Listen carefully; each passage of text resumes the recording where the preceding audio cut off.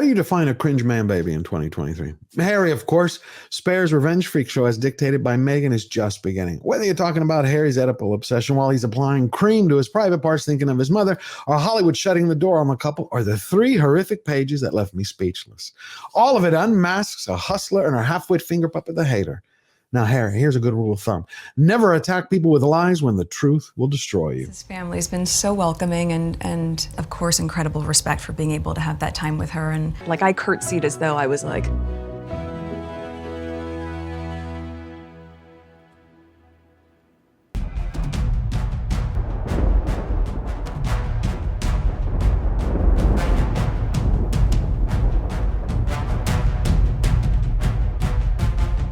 They say the road to hell is paved with good intentions. But what happens when someone builds a bridge right into the heart of darkness? Is that a saint fallen to sin, or is that a devil finding his way home? What's going on, everybody? I hope all of you are having an amazing day, my friends. My best wishes to you and yours. So right now, while the media is spending their time spinning their wheels, slicing and dicing all the sordid carnival sideshow attractions of Spare, we're going to cut right through the rot and straight to the core and the heart of the matter. See, Harry's going on his global jealousy tour. He's continuing a temper tantrum to right the wrong as he sees it, because he was born the royal runt of the litter. And he's using personal truth as a weapon. Whatever the cause, my memory is my memory. It does what it does, gathers and curates as it sees fit. And there's just as much truth in what I remember and how I remember it as there is in so-called objective facts. So what he's saying is, however he remembers it, right or wrong, those are the facts. Those are his words, not mine. He's not even allowing reality to matter anymore. And that's because he's basing everything on the woke mantra of personal truth, which uses truth as a tool, a weapon to target anyone over anything. No evidence required, no proof needed. A simple, immoral recipe that redefines reality based on personal ambitions. See, that's why it doesn't really matter whether it's the hustler talking or the hater. The Markles, in their minds, I believe they can say anything. my name is Meghan Markle, and I'm here because I think it's a really important campaign to be a part of. You know, a couple years ago, I heard someone call my mom the N-word. So I think for me, beyond being personally affected by racism, you know, a couple years ago, I heard someone call my mom the N-word. Much later. I'd never in my life heard someone say the N-word. Very different to be a minority but not be treated as a minority right off the bat. How many lies is that right now from Meghan? Is that 1,001? But it doesn't really matter. The unwritten rule is whenever Duchess Doolittle opens her mouth, she's going to be giving you her best dumbed-down D-list performance to package herself and sell herself as a perpetual victim of everyone else's attacks.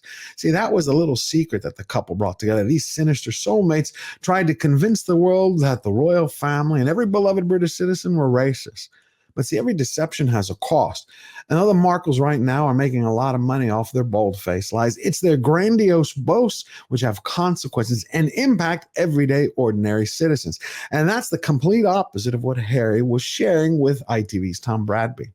Knowing the monarchy as I know it from something that I was brought up in, for me, it's always been about uniting people.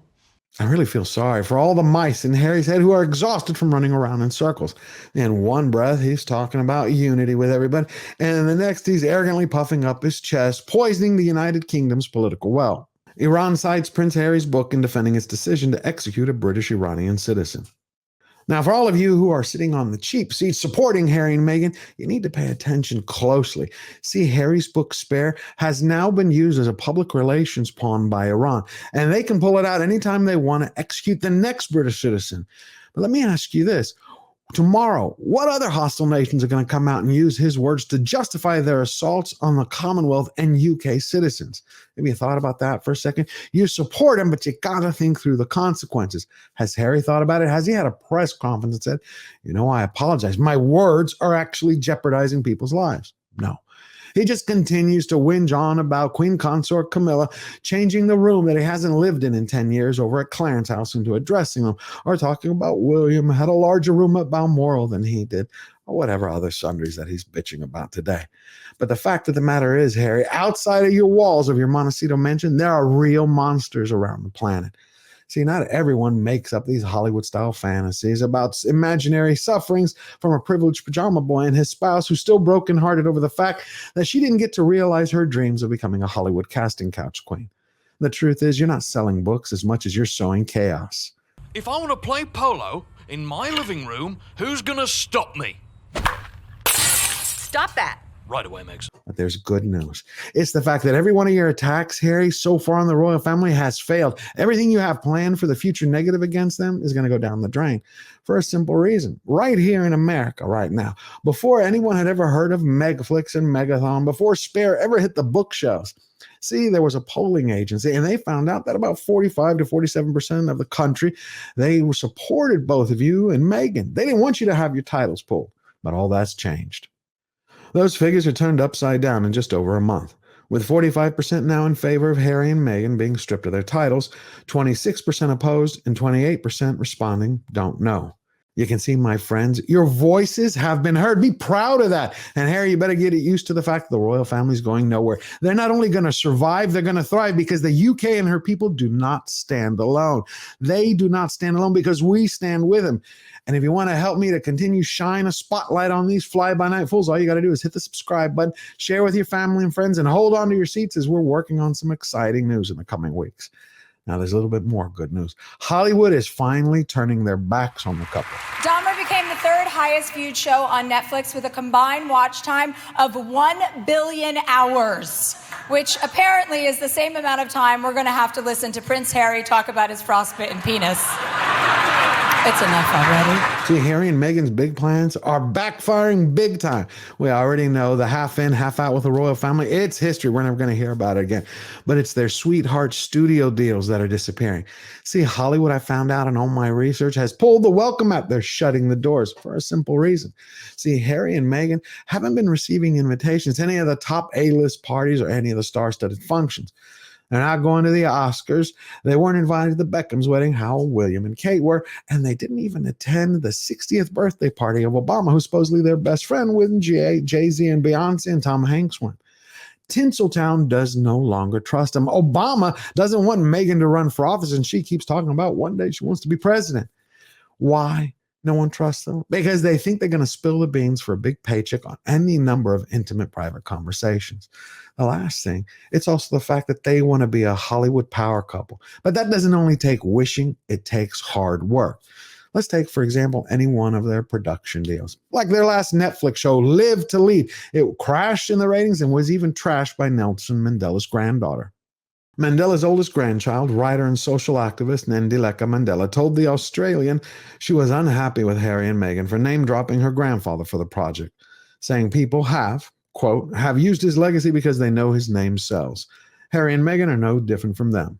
See, the couple have no shame. Harry least of all. Here is a man who tried to rebrand his privileged life into an old tale of a pauper prince. And then he went and had the gall to go out and share how many brain cells he burned by munching on magic mushrooms till Courtney Cox's trash bin came to life and started speaking to him. And then a few days later, went by the ocean and had a sanity testing seaside chat on a one-on-one conversation with the moon. Boy, that escalated quickly. But what really takes the prize is the fact that he got high during Meghan's delivery. A canister of laughing gas beside Meg's bed. I took several slow, penetrating hits. Meg, bouncing on a giant purple ball, a proven way of giving nature a push, laughed and rolled her eyes. I took several more hits and now was bouncing too. When her contractions began to quicken and deepen, a nurse came and tried to give some laughing gas to Meg. There was none left. William and Harry were much different. I remember Princess Diana being in the kitchen one day and the boys had just been in chatting away and the princess says, you know, the boys are so different. William's deep like his father and Harry is just an airhead like me. Yikes. Completely agreed, Chef. Harry isn't the brightest bulb in the pack. But we're talking about the delivery day of his child. I mean, this is the woman he turned his back on his entire family, and he's sitting here sucking down the entire canister of laughing gas. It's beyond the pale. Now, in my opinion, I'm not an attorney, but I asked a few of my friends who are, and I asked them what happens under California family law if a couple ever get divorced, like if Meghan decides to beat feet and make a hasty retreat outside the marriage. With all his gloating and boasting about drug use, where do the kids go? And they're like 100% with Meghan Markle, period, end of statement. They said worst of all is the fact that he would have to have supervised visits and he would be drug screened and humiliated 2 or 3 times a week. But here's the catcher. Meghan, you know how she would do. She would use the kids as leverage against the crown. Is he worth this? So if we set aside Harry's drug addiction, which he proves in the book by any shadow of a doubt outshines any love he has for Duchess Doolittle, we know one thing, that he still has an addictive personality, and he's addicted to this manic melodrama, which he'll do anything, even invent illegal acts. We left the hospital with our unborn child, a tiny package. We went to a place, a secret place only we knew, under a spreading banyan tree while Meg wept. I dug a hole with my hands and set the tiny package softly in the ground.